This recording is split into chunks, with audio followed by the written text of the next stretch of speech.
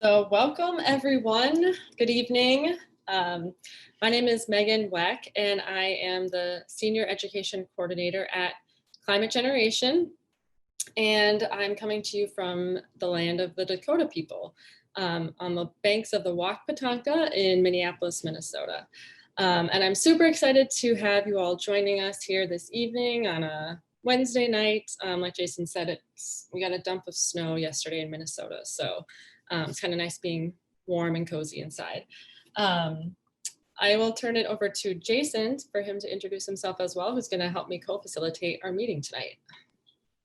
Yeah, hi everyone. I'm really pleased to be part of this conversation tonight. So I'm Jason Rodney, I use he, him, and I am a youth organizer with Climate Generation. And shout out to Akira and Na, who are also part of the youth mentor team with Climate Generation joining us tonight. Glad you all are here. Yeah, awesome. So if you folks who are joining would like to rename yourself with your name and then your pronouns, you can go ahead and click on the three little dots that are on your video and click rename and go ahead and do that. Just when we're addressing each other, we can know how to do that. And I also wanted to just do a land acknowledgement here and offer up some resources for you all to also practice doing that when you're interacting with people or with classrooms. So like I said, we're coming to you from the land of the Dakota people. And you can actually find what native land you are on if you're unsure. I'm going to throw this link in the chat here. So once you find out what native land you're on, go ahead and share that in the chat of where you're joining from.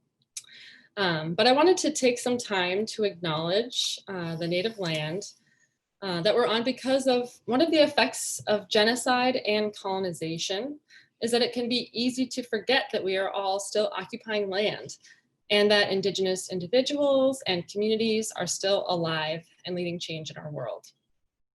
So we also recognize the tremendous resilience and innovative climate solutions that are created by these communities. And we really want to seek to raise up their voices in climate change education. We're also really proud at Climate Generation of the incredible diversity of our country. And we know that the vision for an equitable future will be achieved when people work together, really bridging experiences and expertise from across the globe. So if you guys all want to share in the chat where your name and where you're joining from the native lands, if you have found it or if you know.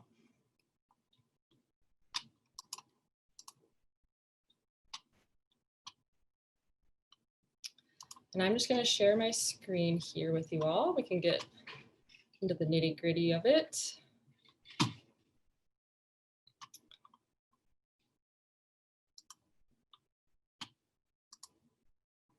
Oh, I also want to note that if you'd like closed captioning, we have that enabled on here, so you can go down to more where there's a couple dots on the bottom and you can click on closed caption if you would like that added to your Zoom.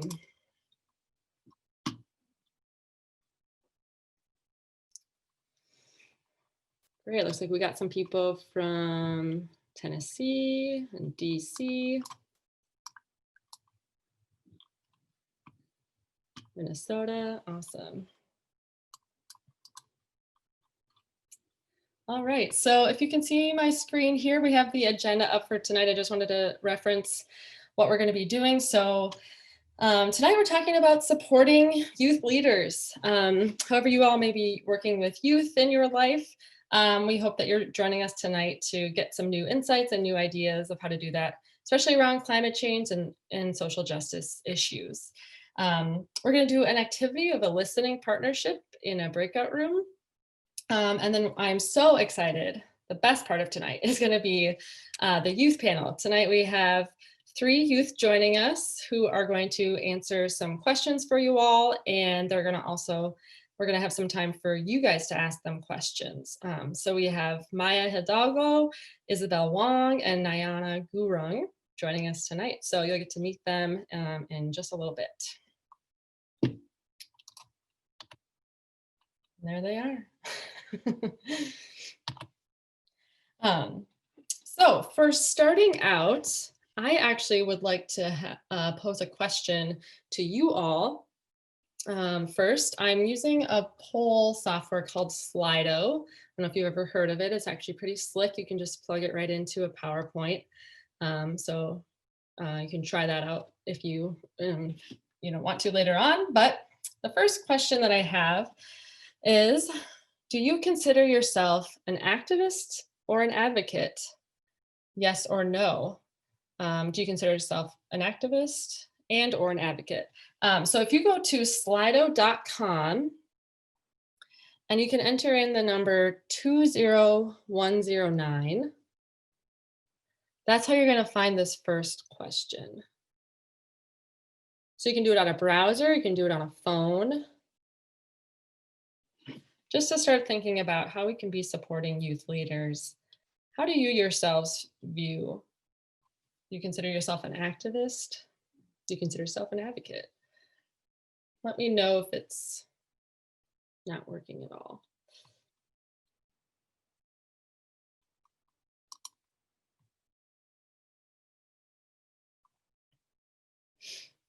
Awesome. Well, it looks like most of the answers are yes, 100%. 11 folks have answered, 12. Awesome. If you are no, that's fine as well. Awesome.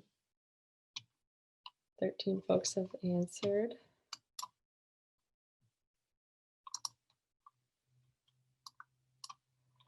All right, great. So I have another question for you all then. That's good to hear that you consider yourself. So then what are you an activist for, or what do you advocate for? If you want to go again to slido.com, go ahead and enter in what do you advocate for?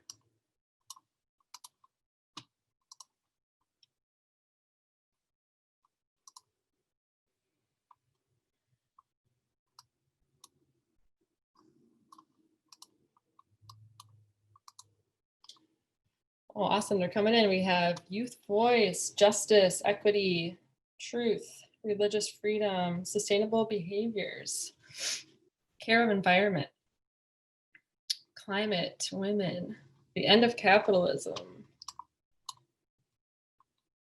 peace, unheard voices.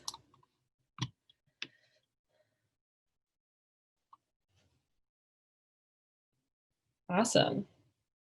That is an absolutely lovely word cloud. I just want to hold that there and my daughter, my students, that's great. Great. Well, I can just imagine all these amazing things that you all are probably already doing to advocate for these issues. And we all know that obviously all of these are connected, supporting youth leaders, climate change, social justice, environmental justice, anti-racism. They're all connected, and especially in the time that we're in the world right now, we can see that the pandemic is weaving through all of that as well. All right. So thinking of our workshop tonight, I just wanted to ground us in a few highlights that I wanted to pull out of, what we want to really help you realize through this workshop. So whether you think you're an activist or not, or whether you hope to be a better one, we really want to help you realize your power and the need for teachers and educators and mentors really to be advocates and activists. So a few ways that we wanted to highlight of supporting youth leaders. I'll start with this one, which is, I think everyone's on board with it, with the poll answers, but really the need for educators to be activists and advocates. I can share this link with you eventually once I stop sharing my screen. So you can get these links and I'll send it in the follow-up email. But this podcast was really helpful. I'm not sure if any of you have read the book Becoming a Teacher by Melinda Anderson, but she was interviewed on this podcast and references really the need for allyship and activism and how to be a revolutionary teacher. So we know that teachers are smart and qualified and ethical, And yet sometimes we have to break the rules because we're stuck in a system where change comes slowly, if at all. So in this book, she really talks about teachers as revolutionaries and breaking the rules to do what's best for kids as an act of subversion. So in thinking about how to handle highly charged topics in the classroom, sometimes it's just easier to shy away. Sometimes that's what administration asks of teachers. But we know that important issues like climate change, like racism, like social justice need to be taught in the classroom. Um, so if you're teaching that right now, you can consider yourself a revolutionary. But really, students are entering the classroom from the outside world. And so we need to help prepare them for the world that's outside of the walls of the classroom. We can't just, make it just its own little space. We know that it interacts with everything. So just a few questions to ask yourself of how to be an ally to youth and how to be a revolutionary is maybe thinking about, do you support youth climate strikes? That might be a good question for our youth tonight. Do you take young people and their ideas seriously? Do you integrate activism into credit-based assignments? Or what more could you do to help your students understand and play a role in current events? So that's the first one. Another one is we really want to increase teacher and youth power with intergenerational work. So there is a link to an article here and this quote that I pulled out, but really an intergenerational approach can leverage the individual strengths of youth and older people in all of our diversity. So as teachers or as mentors, you are in a situation where you interact with youth probably pretty often. So that's inherently intergenerational. So how do we capitalize on that and get the power of understanding that we have older adults that maybe are untapped resources, and then this energy of youth and the big idea generation that can be really melded together. So I really like this quote, this pulled from the article. It says, there's a lot of knowledge built up in experience, and there's a lot of energy that's stored in young people. When you put those two together, you have an excellent recipe for potential success. So that's really exciting. And then another topic we wanted to highlight is understanding adultism. This might be a new word to some of you. Some of you might have heard it before. But really it's, making work successful with young people. We must really understand that youth are often mistreated and disrespected simply because they are young. So adultism is really referring to the behaviors and attitudes based on the assumption that adults are better than young people, and then they are entitled to act upon that. So it's not just based on an individual, it's obviously reinforced by our social institutions, laws, customs, and attitudes. So, once you learn something, then you can actually do something about it. So this article really takes a deeper dive into it and talks about the nuances. And really, we just want to not practice adultism so we can have more effective youth-adult relationships and partnerships. So this list here on the screen is just really awesome things that I pulled from this article that are great ways to practice having really healthy youth-adult relationships. So we're common things that we should know: caring, trustworthy, respectful, all of the things that we should treat every person with. And then lastly, I just wanted to highlight remembering the parent-youth-teacher connections. And this article is talking specifically about how that helps with climate concerns among parents. So especially during a pandemic, we know that we have kind of these blurred lines of home, school, teacher, youth relationships. A lot of us are doing school at home. So it might be a good time to kind of use that to your advantage. And what you teach students ends up going back to their homes and to their communities and to their parents. And also empowering youth voice in the classroom empowers them to use their voice in their communities. So actually in this article, a study found that the biggest changes when students were taught climate change in school were among conservative parents, parents of daughters, and fathers, specifically fathers of daughters, saw the biggest change in their perceptions and their concerns on climate change. So it's really exciting to think about how students can really influence their parents, and then how we can influence our communities and take collective action.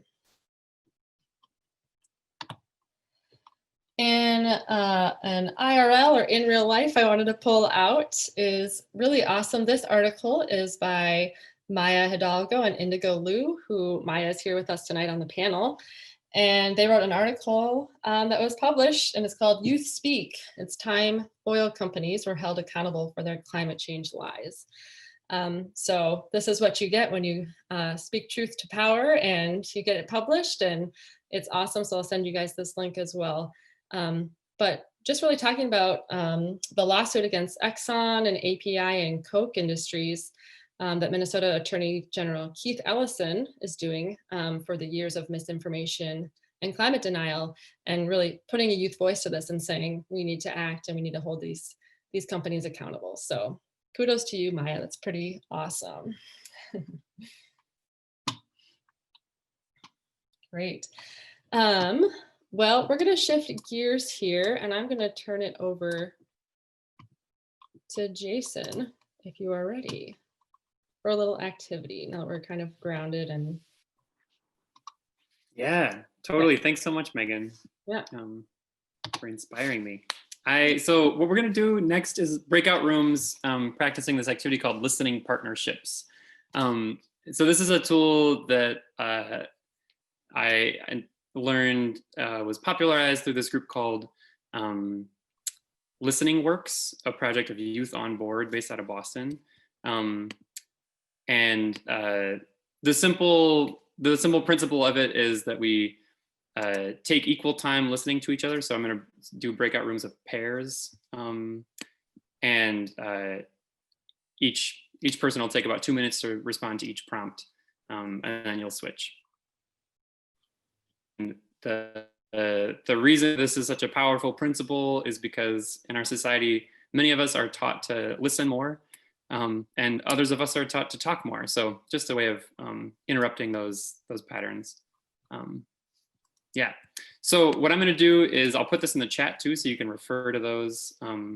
There's a link to Youth on Board there and these prompts. But we're just going to do some storytelling, describing a time when an adult was a good ally to you when you were younger, and what in particular did you appreciate? And then the second story, describing a time when you were younger and adults did not support you well or didn't listen to you, and how did it feel?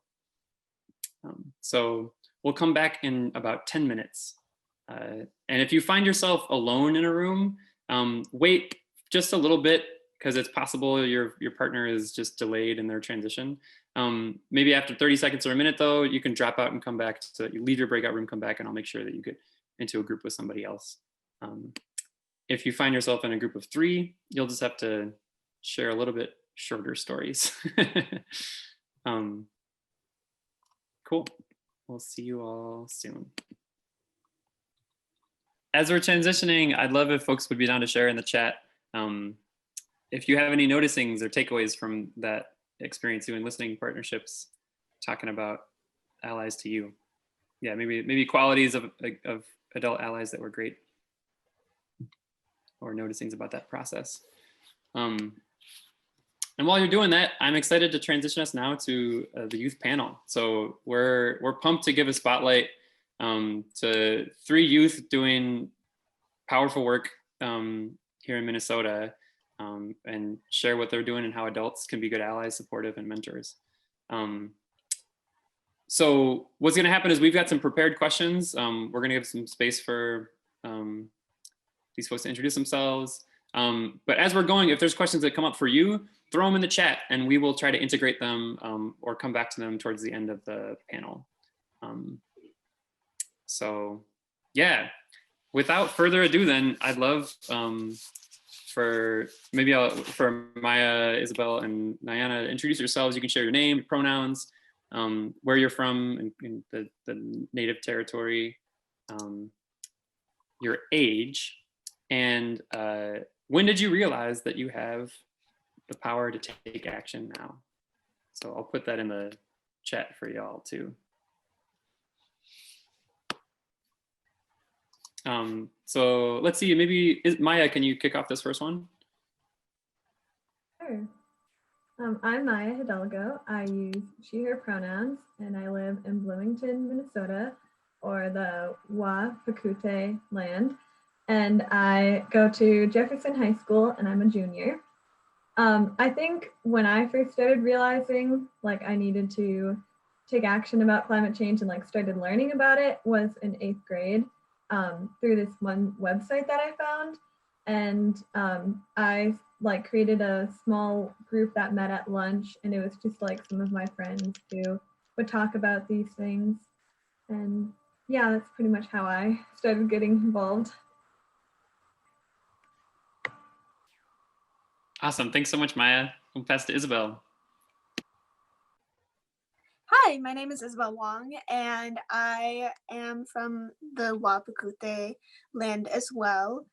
From South Metro, Apple Valley, Lakeville area. I go to Apple Valley High School, but also do U of M PSCO, and I am about to graduate this year. I think the first time that I started like getting involved with becoming worried about climate change was when we initially learned about it in like 5th grade, but then it was never talked about again. So then I kind of just read some stuff on my own later on in like late middle school, 8th grade time. Cool, thanks so much, Isabel. And over to Nyana.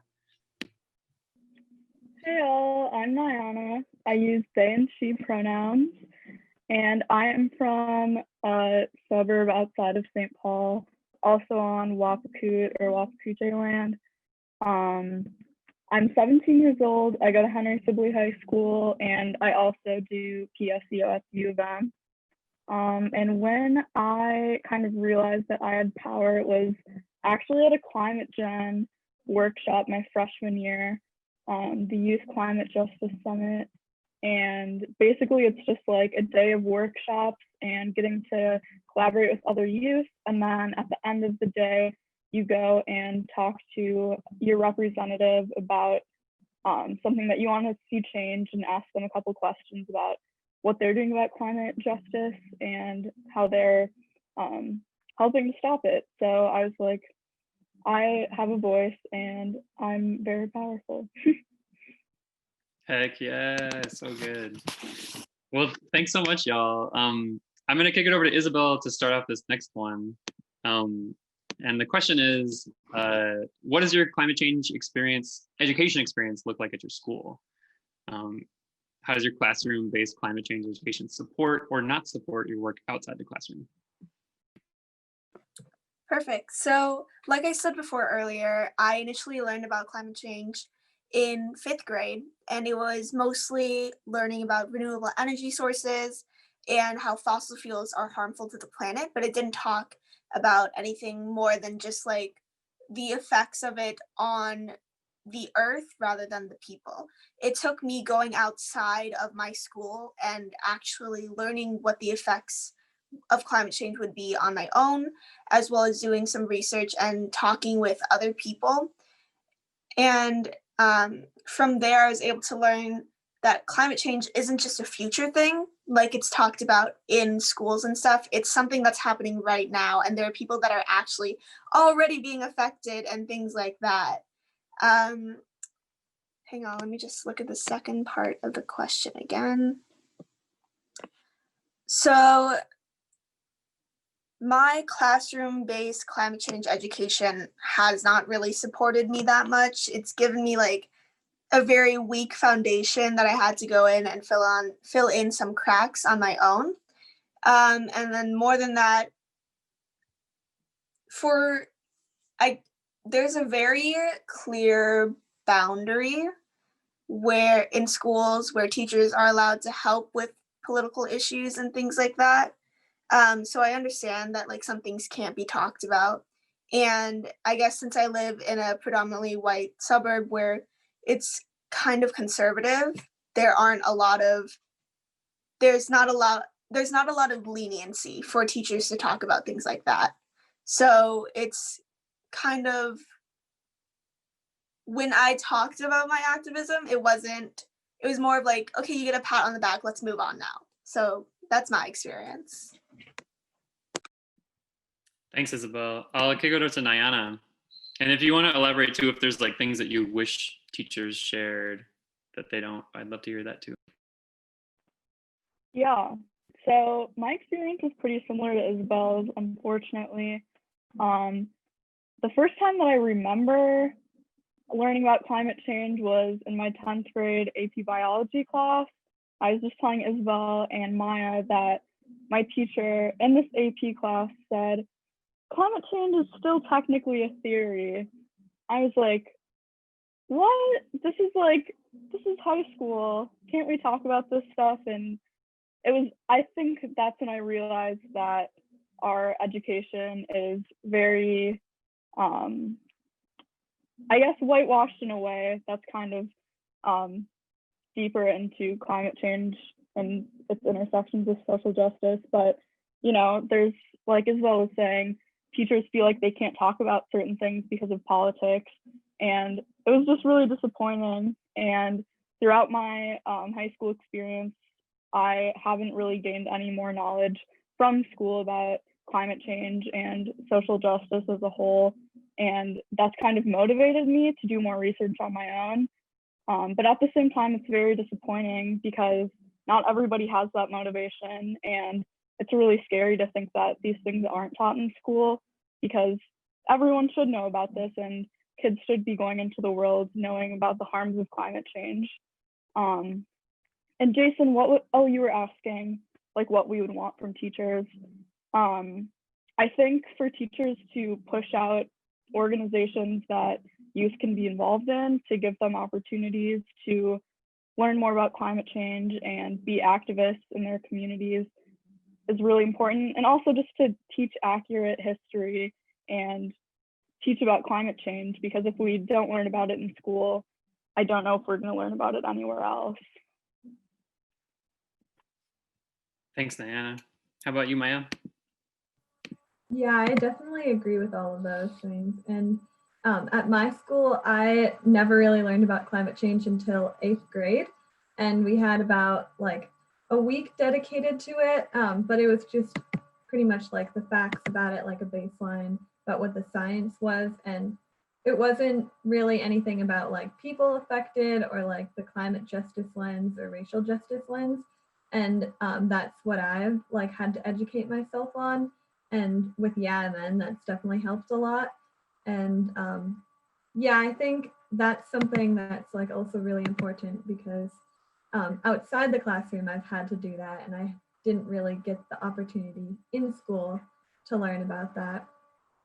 And I think I also agree with Nyana about like pushing out organizations where people or like students can learn about these things. And also I think like having better discussions about it, or like seeing if students already know a little bit about it and like listening to them and like maybe having them lead a discussion could be helpful.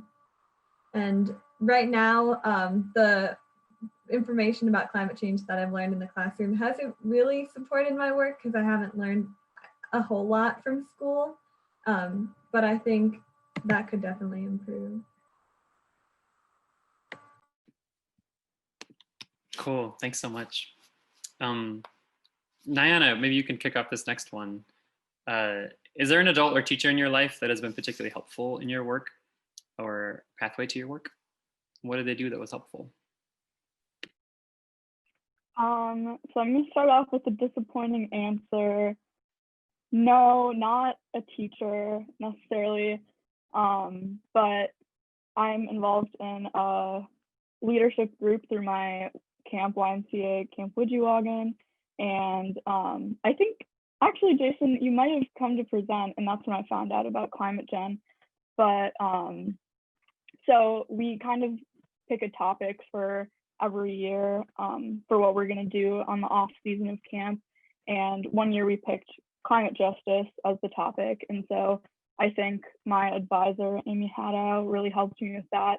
And also, like, obviously, Akira and Jason have been extremely helpful. And it's definitely a different lens of, or a different focus, I guess, because a lot of teachers are kind of pushing deadlines and throwing stuff like that out at you. But this campaign that I'm working on is more about like how I'm doing and like how I'm growing throughout the campaign, not necessarily about getting a certain thing done, because we all know it's about the process. And so I think just focusing on that and focusing on the student is really important, because you can't grow if you're not focusing on yourself.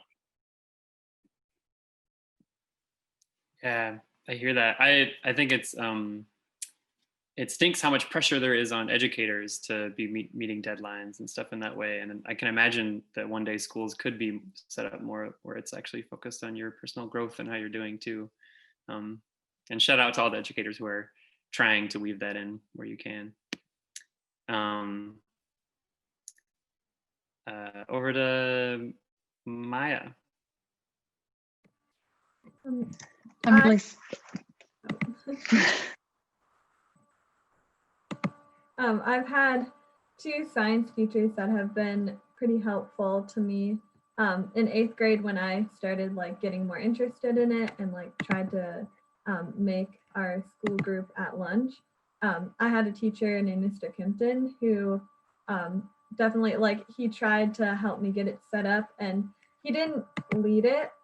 He let me lead it, and I think that was like a really good thing that he did, because it gave me like the opportunity to learn how to run something and then also like get other people involved too. But he supported me a lot and just like gave me the space to do it, and kind of like encouraged me to do it, and still encourages me today. And I think that's been really helpful.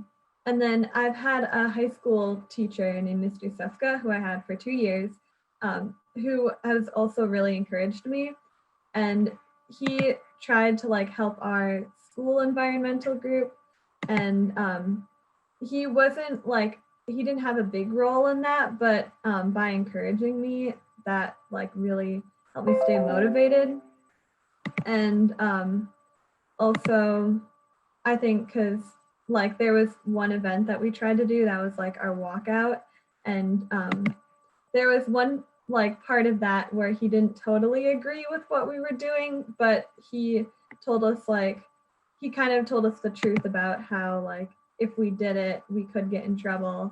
And I think like that was also sort of helpful in a way, because it kind of like allowed us to see the truth about what we were doing. Cool, thank you. And Isabel. Yeah, so I think I've only had one actual teacher that's kind of sort of helped me. So like I said before, I started like getting more involved and educating myself in 8th grade. And then when I walked into 9th grade, I was at a new high school, and I had my very first person of color as a teacher.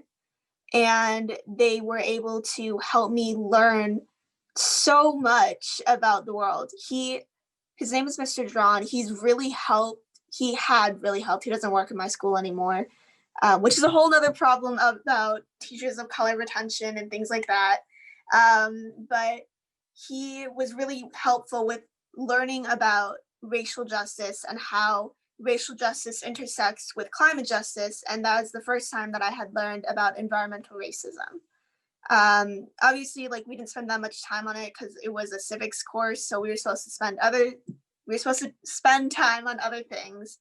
But from there, I was able to like expand on my own, and especially with working on the Yemen campaigns like Nayana is. I've been able to expand my knowledge on environmental justice with Akira. Right on. Well, Maya, I think you have to hop off in a minute, so I'm going to give you a chance for a double header question of whatever you want to leave us with. If you've got advice for teachers on how they can best support youth action, or if you want to elaborate about how climate justice and anti-racism intersect. Yeah. I mean, I kind of talked about it a little bit, but I think like the best way is just like letting youth, I don't know, like listening to youth and letting youth talk about things that they care about. And I think that like through the research that I've done and even like talking to Isabel and Ayana, we've like learned a lot of things about climate justice and racial justice that wasn't taught in the classroom. And I think other students also have like knowledge about this that isn't taught in the classroom that they could possibly share. And I think also like maybe creating a space for discussion about it is really important too, because that's like a way to educate people.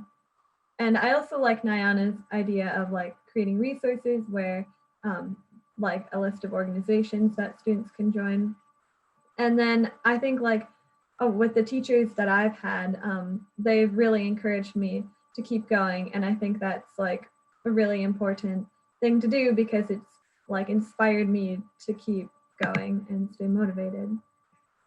And for the second question, I think like what I've learned about with climate justice is that it intersects with racism a lot. And also like with COVID-19, there's issues about racial injustices with COVID-19 as well. And it's just like everything's so interconnected.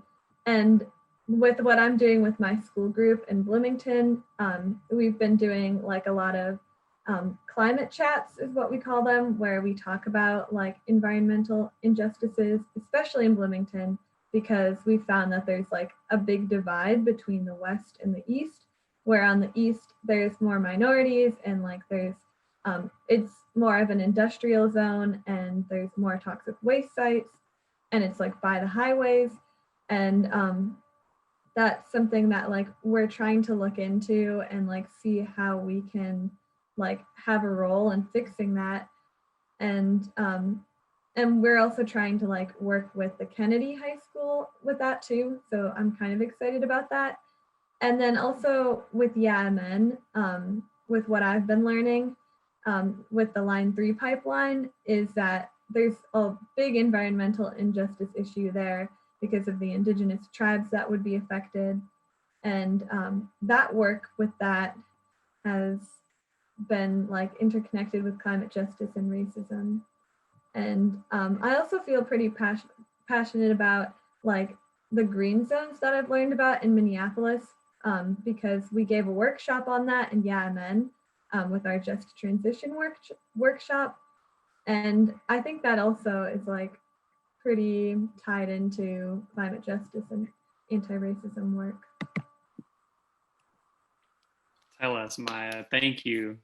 I don't know if you're gonna have to hop off right away, but if you are, thank you so much for taking the time to share with us.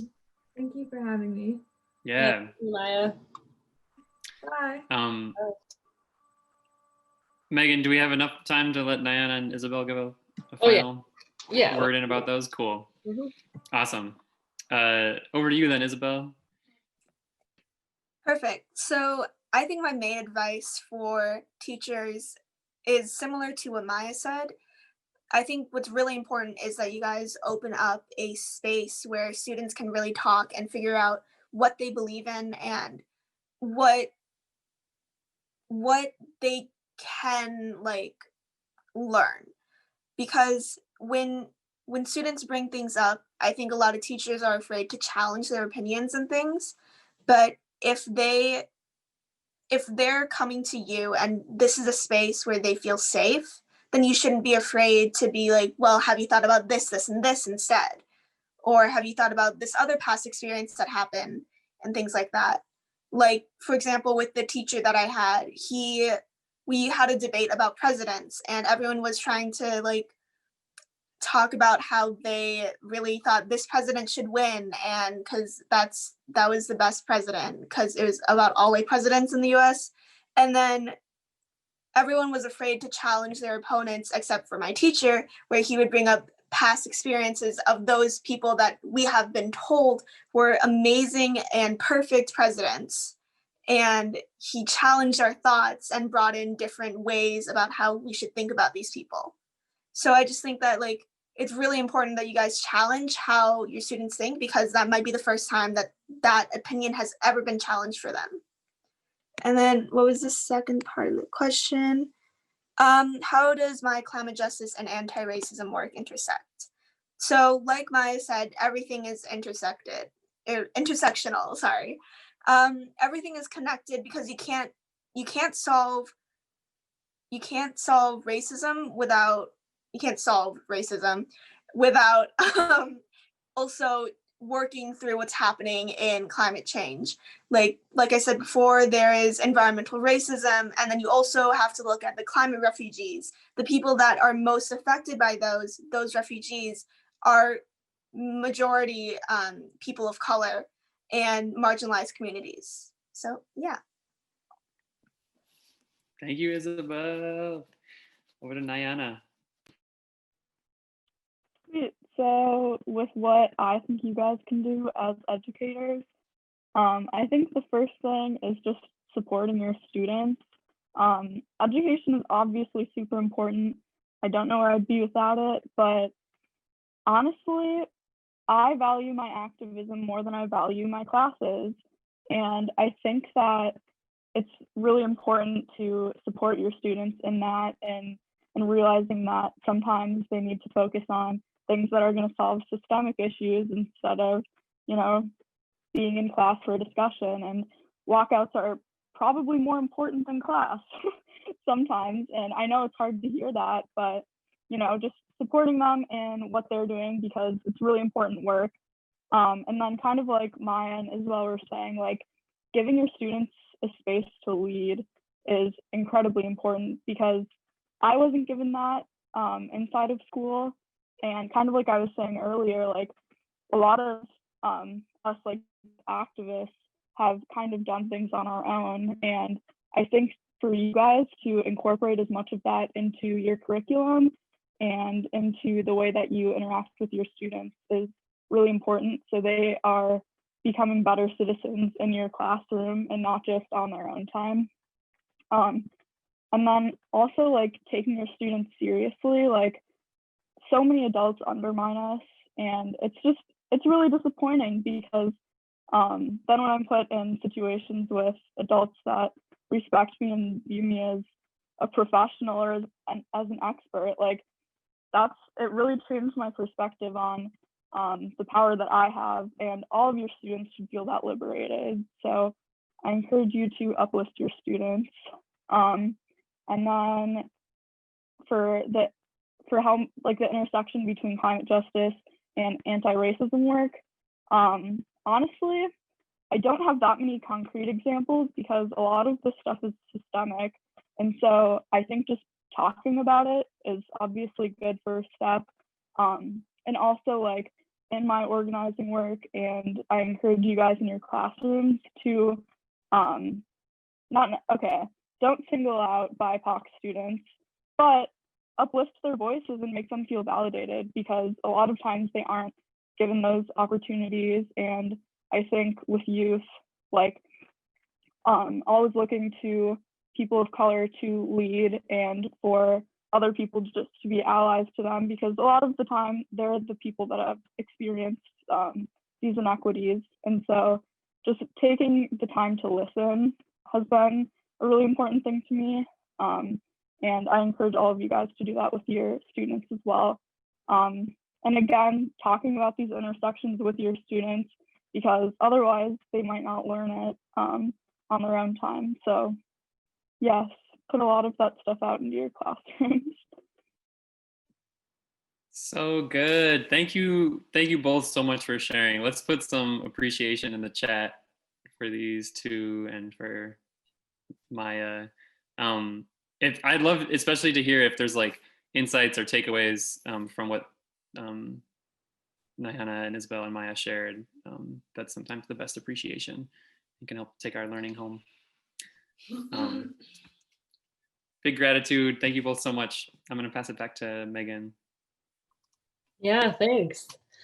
I'd like to extend my gratitude as well. I really appreciate you sharing your insights of what it's like to be a youth organizer right now. And I hope that that was some good new ideas shared, some takeaways for you all, knowing that we're all trying to do our best. And I know that if you join this workshop tonight, you're probably already ready for some change or ready to do something new.